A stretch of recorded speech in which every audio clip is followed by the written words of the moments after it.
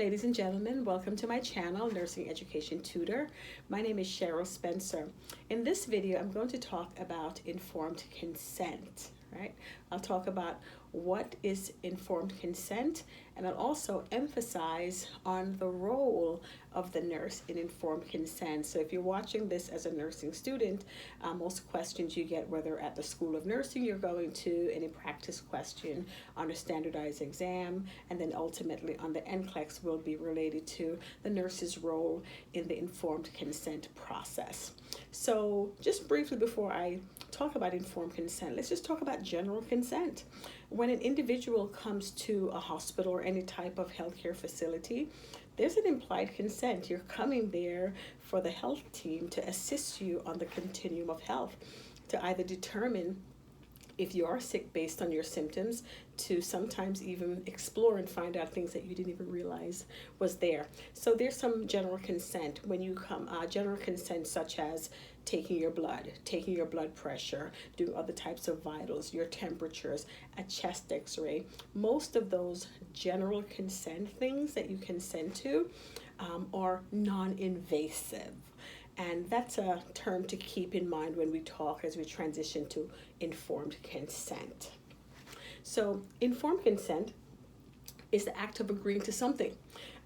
You're agreeing to do something. You're agreeing to participate in something, whether it's in research, which you've signed that you're consenting to a research, or more common, you come to an acute care setting such as a hospital because you have some sort of illness, and the process of diagnosing, finding out what's either wrong with you or to treat you involves some type of invasive procedure that has risks and rewards, and those things must be explained to you in order for you to understand and consent to them.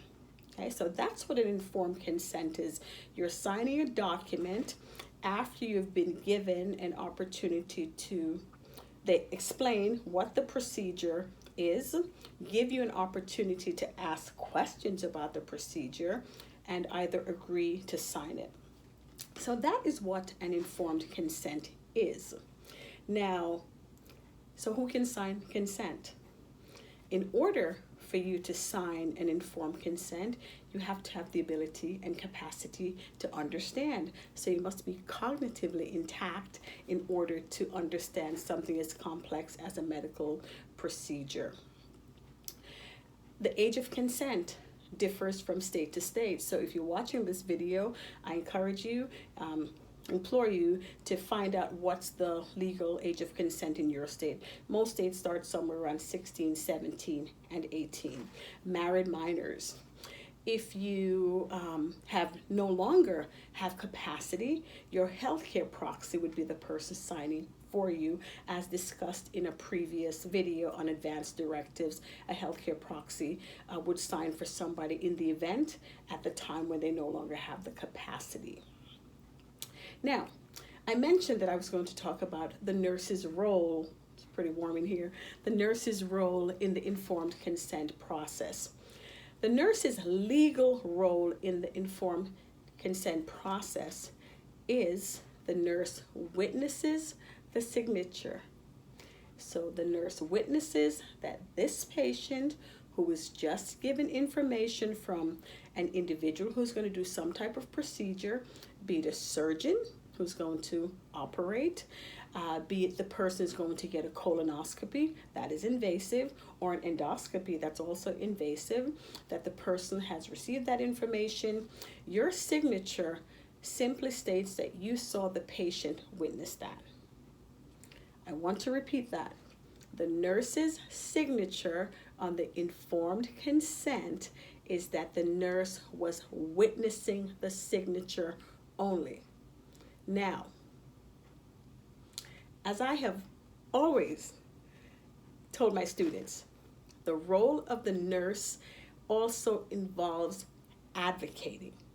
Do not forget that role. So let's say, for instance, I'm there as the nurse, and I was asked to come and witness an informed consent. Let's say the patient signed the consent, and this is a common scenario. The patient signs a consent, The person who was obtaining the consent has now left the room, and now the patient may say to you, maybe then or a few minutes later, "Nurse, I didn't understand a thing that they said. I just signed that consent because I just need to get this thing over with." How best should the nurse proceed?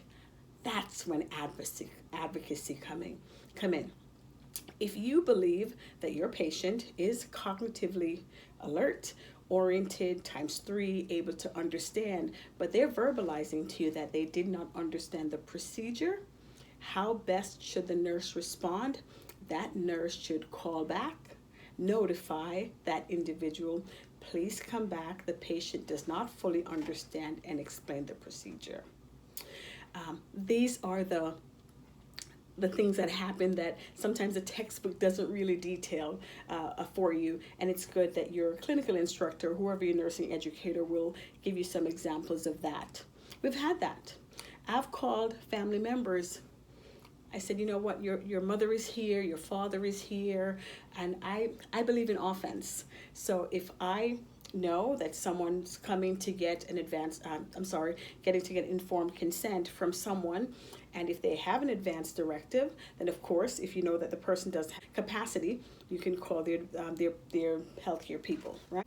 The role of the nurse includes being an advocate. So if you believe that despite that this person willingly signed that, but they still have more questions, just something for clarity, it is your responsibility then to contact the team of the individuals who are going to do the procedure.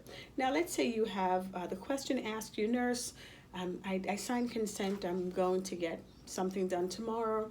Can you tell me what's going to happen in the morning?" Sure, I can tell you what's going to happen in the morning. For instance, that could be something like, remember, when you wake up in the morning, you may not have any breakfast, you may get an IV, a transporter may take you downstairs or whatever floor the procedure is going to be done. I can explain that. I'm not explaining the procedure. And I hope that's pretty clear. If this is your first time to my channel, welcome. I hope you stay. Have a good day.